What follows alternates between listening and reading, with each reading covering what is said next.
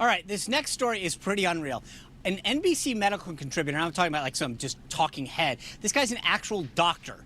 He says he has COVID-19. He went on multiple NBC shows, and both he and the host of these NBC shows all discussed how he had contracted COVID through his eyes by sitting on a plane. Now, this crack team at NBC News apparently knew that he had tested negative for COVID. And I'm not talking just once. He had apparently tested negative 4 times. And then they continued to interview him regularly as if he really had COVID.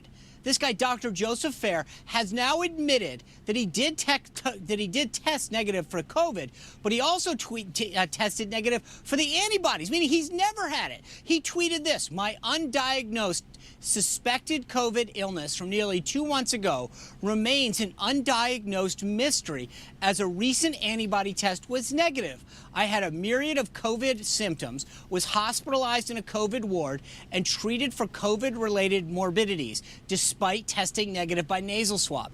Now, did he disclose this to anyone during these interviews? I don't know. I don't have any idea. But I do know it's clear that no one at NBC News really questioned this diagnosis, only sharing the symptoms. Here's what the doctor tweeted. "I was, quote, severely ill for 2 weeks, 4 days of it in critical condition, resulting in pneumonia, diffuse lung injury, and 18 pounds of weight loss. My path forward is a second AB test, followed up with a pulmonologist and a tropical medicine specialist in an effort to diagnose what made me so ill. While I can appreciate that he's been ill, his story is a lot less meaningful given the fact that he isn't actually a legitimate victim of the pandemic as he claimed to be. And NBC hasn't clarified any of their mistake yet.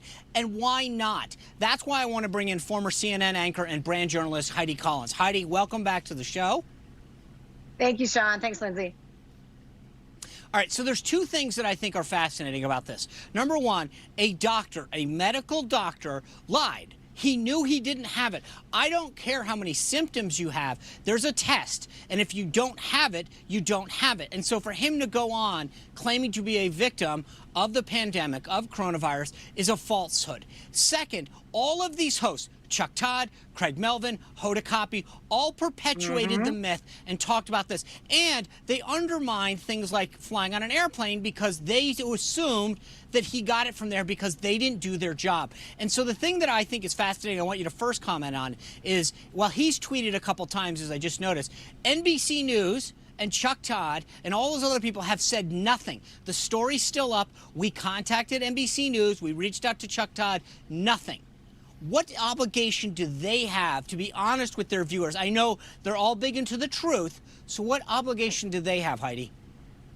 Oh, Lord. I mean, the hypocrisy is just absolutely undeniable. Never let facts get in the way of a good story, right? I mean, isn't that what journalism is all about? I mean, why on earth should Chuck Todd have to come forward? And by the way, as you well know, both of you, we have talked about his tactics, if you will, journalistically or otherwise on this show before. There never seems to be anywhere near the same amount of importance placed on an apology or a correction as there is when there is something so egregiously and flat out false as something like this. I don't know why the whole network isn't coming out. I don't know why Dr. Fair isn't coming out and saying, hey, you know what? I thought I had the coronavirus. I apparently really wanted to have the coronavirus, but I didn't. And I'm sorry if I made anyone more afraid or more confused with my medical journalism that I am offering to the public. You know, Heidi, as Sean Heidi, always the thing says. that's Go ahead, Sean. Go ahead. No, I was just going to say, I get it. But listen, the funny thing is, I didn't feel well once. I went into the hospital. They said, okay, you got some symptoms. We did a test. They said, you don't have it. That's how medicine works. And yet this guy, a doctor in NBC News, continued to perpetuate a lie because it fit their narrative. They wanted to be able to talk about all of this lack of testing and all this. They knew the truth, and yet they lied. No doubt about it. And you nailed it. And you know, the same thing happened in our house. My husband was not feeling well, went and got a COVID test. Luckily, we found out very quickly it was negative. I don't know why you would ever want to perpetuate a situation, as we've said earlier, as scary and confusing as this, if you didn't have a motive. And if you weren't perhaps being told by certain people at a network, hey, you know what? This is a really good thing we've got going. We're able to follow this story. It's sort of like a documentary style thing. This is really good TV. Again, never mind the fact that it ain't really what's going on. So I don't know. I hope to hear more from the doctor, from the network. I wonder if he'll continue to work there. Will he still be deemed as credible? Uh, hmm, I wouldn't believe him. Yeah, those are all really good questions. And I think this is a point too, Heidi. They have still reports up on their website. So it's not only the host and anchors who have not revised statements, but there's reports on May 14th of Dr. Fair's entire journey. Do you think that those should be revised? Should they put an update on those and say, hey, this is actually incorrect, or even just take it down?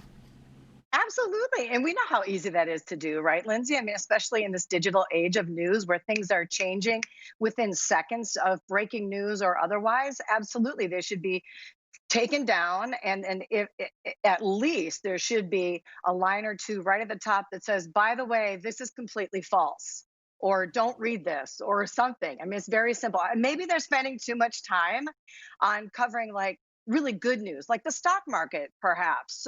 Today, we've got incredible numbers out there. Nobody's talking about that. It's not on anybody's website. CNN, MSNBC, NBC. It's nowhere on there. And meanwhile, we've got some of the hugest numbers that we've seen in decades. So I don't know. Hey, Heidi, let me throw this at you. Tell me if I'm going on a bridge too far here. But back a little while ago, I think it was a year plus now, NBC News had their chief medical person, Dr. Nancy Schneiderman. They fired her for sort of misbehaving when she may or may not have had I think she had a disease or something. And then this guy lies about a medical diagnosis, and yet they don't even make a comment about it. Do you think there's a double standard because Dr. Nancy Schneiderman was a female doctor and this guy's a male doctor? Do you think gender has anything to do with this? I think I don't know that I would need to even go that far.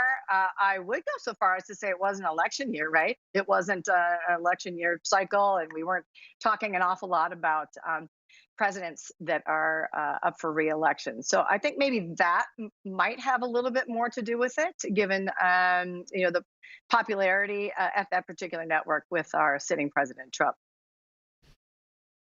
Dr. Schneiderman, she was some of this stuff just blows my mind. How they get away with it.